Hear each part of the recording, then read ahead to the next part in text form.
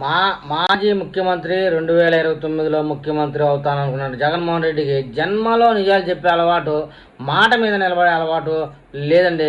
ఈ వీడియో చూసిన తర్వాత నా అభిప్రాయం మీద మీ కామెంట్ చేయండి.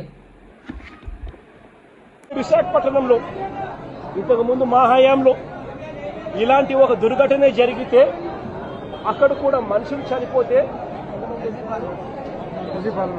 ఎల్జీ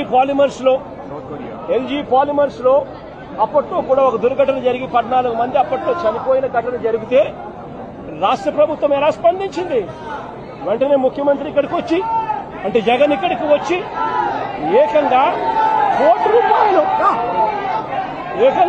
రూపాయలు చనిపోయిన కుటుంబాలకు ఇచ్చి ఆదుకున్న పరిస్థితులు బహుశా దేశ చరిత్రలో ఎక్కడా కూడా జరగలేదు. ఘటన జరిగి 2 ఏళ్లైనా ఇప్పటికీ పరిహారం కోసం ఎదురు చూస్తున్నామని బాధిత కుటుంబాలు ఆవేదన వ్యక్తం చేశాయి. ఇంకా పరిహారం అందని తమకు వెంటనే న్యాయం చేయాలని డిమాండ్ చేశాయి.